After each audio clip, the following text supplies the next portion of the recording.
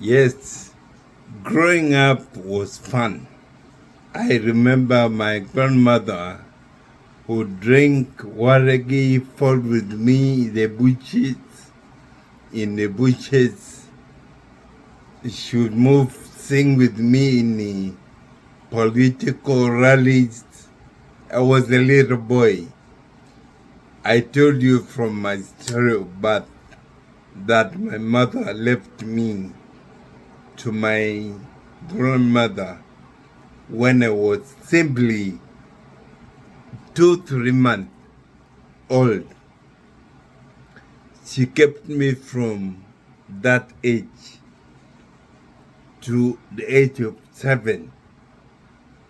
That is when President Museveni became president. That is when I saw hell in the Kony War. Most of the times you have had Kony 2012, Gulu Walk, the Invisible Children, the night commuters, all comes to my story. I think it's important for the world to know my story.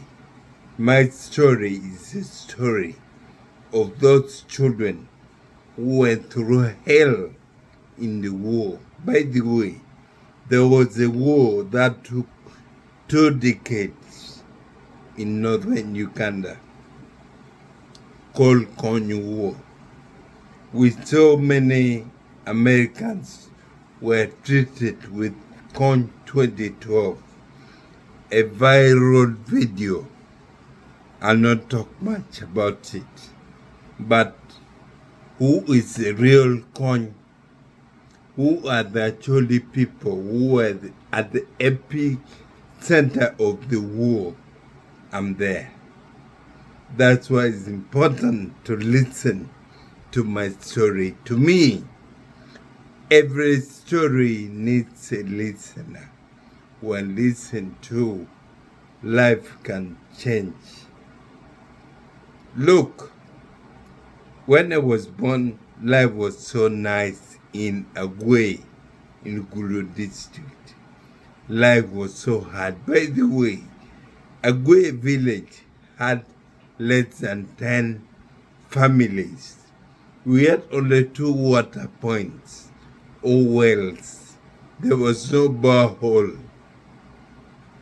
Agwe was beautiful.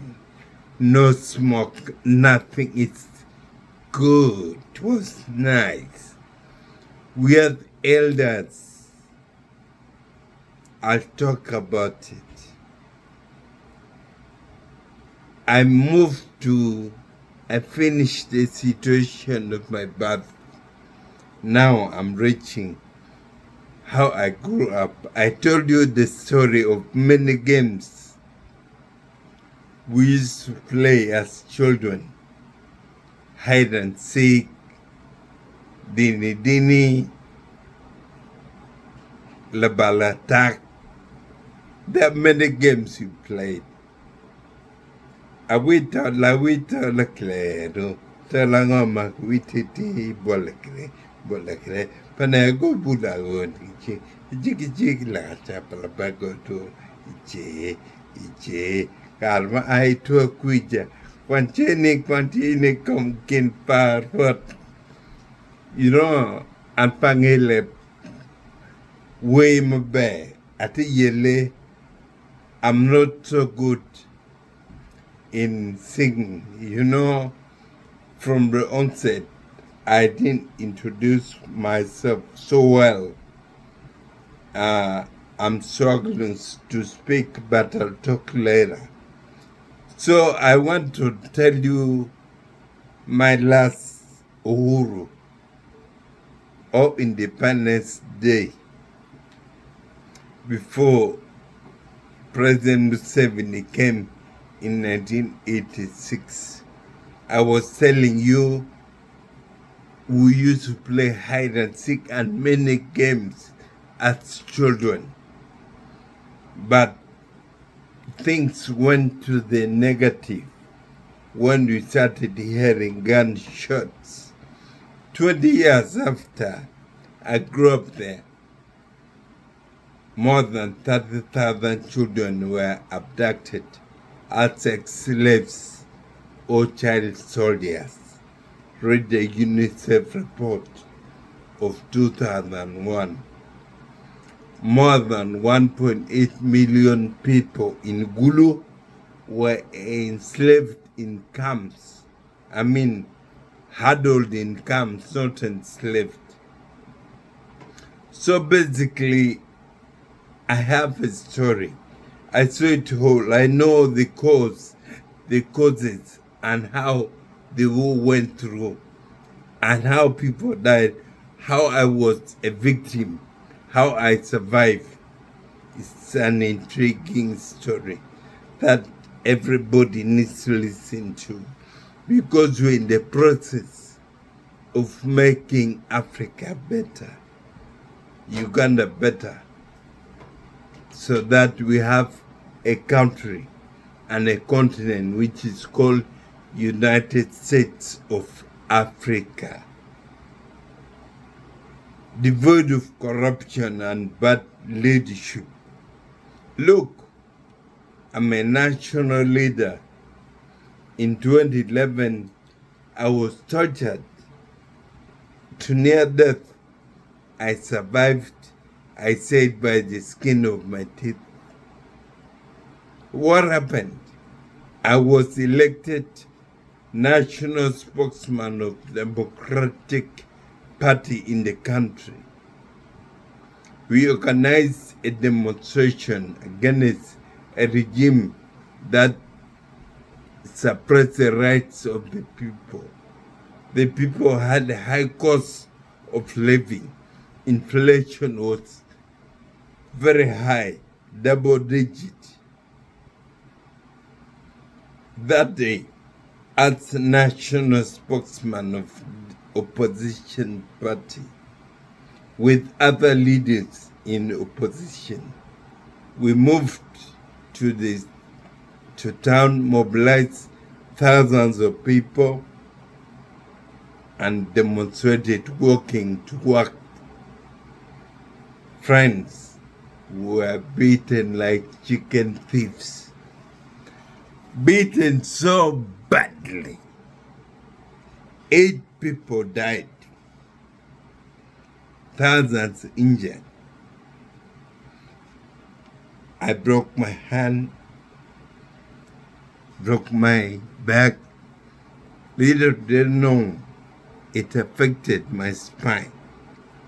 That's why I told you from the onset that I'm struggling to speak.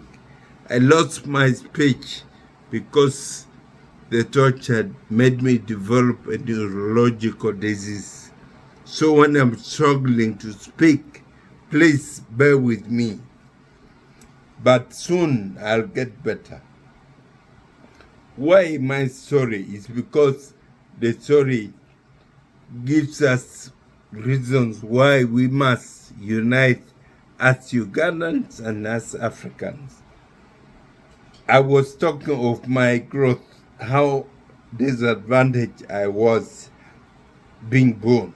But growing up also was so nice, not until I was about 7 years, when President Museveni came and took over government from a people that came from my land. We saw a lot of injustices. It is from there that I learned how to fire guns, how to fight, because many people learned how to fight to defend the people who felt they were being inhumanly abused. From the onset, the people supported the war. There was Alice Kony, Joseph Kony came later. UPDA, Uganda People's Defense Army, led by people like Lama won. In 1988, it came, met Salim Saleh in Acholi Inn and others. They came back, stopped the war. Acholi said, no, We are no longer going to support you. Come home. When they came home, heaven knows, but held out where they are. We hear they're dead, nowhere to be seen. From 88 to dead.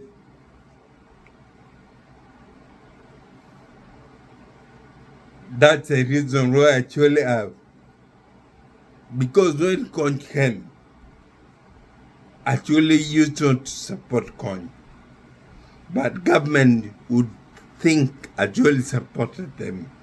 They would come and torture the people to prove their love for the government. In the process, Kony comes and kills us government watches. That's why many say it was a brilliant genocide. Thousands died. Over 700,000 people died in the war.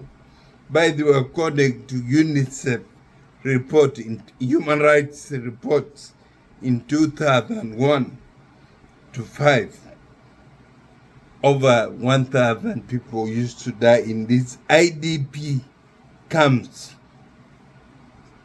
monthly and weekly. Really go on Google and search for that. I'm not talking out of the blue.